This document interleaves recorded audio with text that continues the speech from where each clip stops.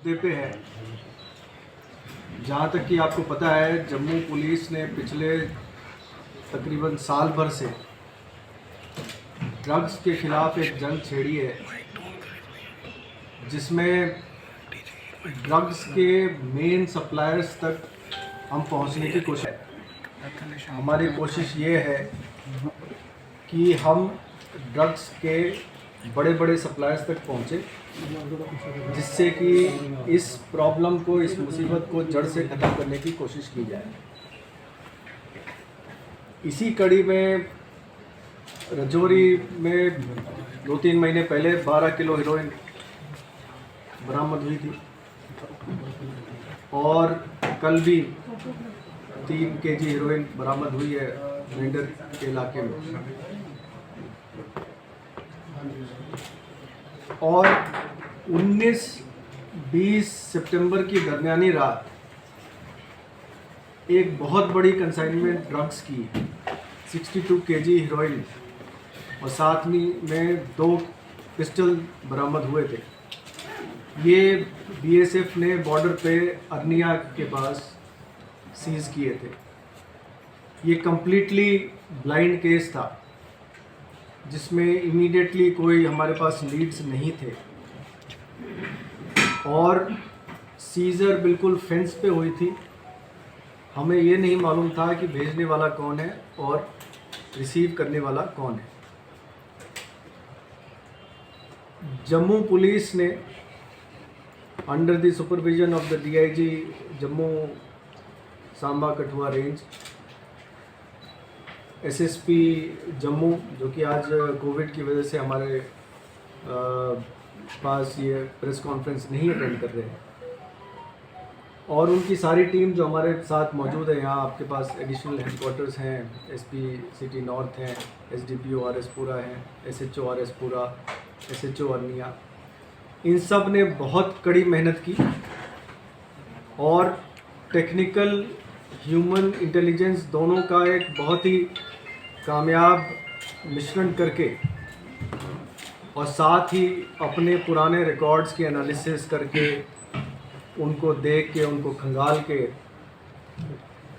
इस पूरे international network का भांडाफोड़ किया है, तोड़ा है इसको। और इसमें 7 मुलजिम अभी तक गिरफ्तार किए गए हैं। इस पूरे नेटवर्क के 3 पार्ट्स थे, जो कि हिंदुस्तान बेस्ड थे, और एक इंटरनेशनल पार्ट है जो कि पाकिस्तान और दुबई में बेस्ड है। जो हमारे पार्ट है, हमारा पार्ट जो है, जिसमें 3 अलग अलग सब ग्रुप्स बने हुए हैं। सबसे पहला ग्रुप वो है जो बॉर्डर के इलाके में जाता है, बॉर्डर पे रिसीविंग पॉइंट को आइडेंटिफाई करता है और लड़कों को भेजता है बॉर्डर पे ड्रग्स की कंसाइनमेंट को रिसीव करने के लिए। तो सबसे पहला पार्ट वो है जो इंटरनेशनल बॉर्डर पे जाके ड्रग्स को रिसीव करता है। इसके बाद दूसरी पार्ट वो है जिसमें कि वो ड्रग्स जम्मू में जो मेन सप्लायर्स हैं उन तक पहुंचती है। इस कड़ी में तीसरी पार्ट वो है जो पंजाब बेस्ड है, जो कि इस पूरे ड्रग्स के कंसाइनमेंट को रिसीव करता है और आगे वो फर्दर सप्लाई और बेचता है।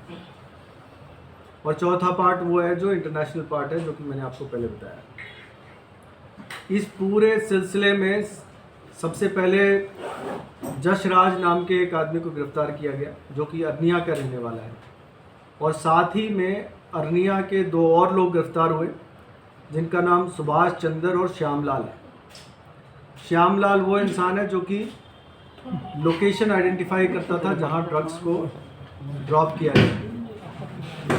और आपकी नॉलेज के लिए बता दूं कि श्यामलाल पहले भी पंजाब में ड्रग्स के केसेस में इन्वॉल्व रहा है।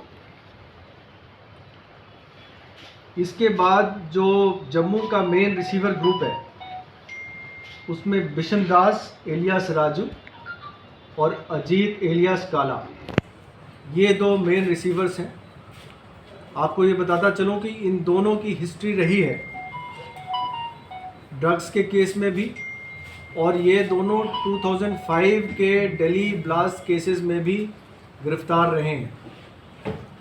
एक और अहम बात इसमें यह है कि अजीत एक इंटरनेशनल स्मगलर का भाई है जिसका नाम था सरफू, जो कि बहुत सारे केसेस में, पुराने केसेस में हीरोइन की स्मगलिंग में इन्वॉल्व रहा था।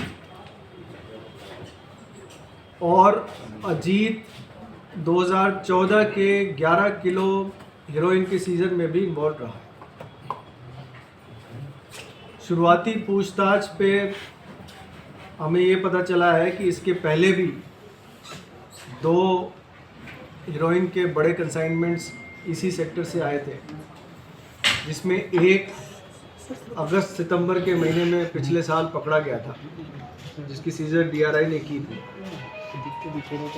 और दूसरी कंसाइनमेंट 10 किलो हीरोइन की आई थी, जो कि तकरीबन सितंबर 2020 के शुरुआती कुछ दिनों में आई थी, जो कि कहा कि पार और कौन पीछे इन्वॉल्व है वो तो तफ्तीश के दौरान पता चलेगा। रियलिटी है चूँकि 2 पिस्टल भी बरामद हुए थे इस ड्रग्स कंसाइनमेंट के साथ, और साथ ही साथ अगर आप देखें तो इनमें से जो 2 एक्यूज़ड हैं उनकी पुरानी हिस्ट्री रही है टेररिज्म के केसेस में इन्वॉल्व होने की, तो ये मुमकिन है, इस पे तफ्तीश चल रही है। कौन कौन है सर ये दोनों जो एक्यूज हैं? अजीत कुमार एलियास काला और बिशन दास एलियास राजू, ये दोनों अखनूर सेक्टर के रहने वाले हैं। अलग होगा बट इलाका वही है।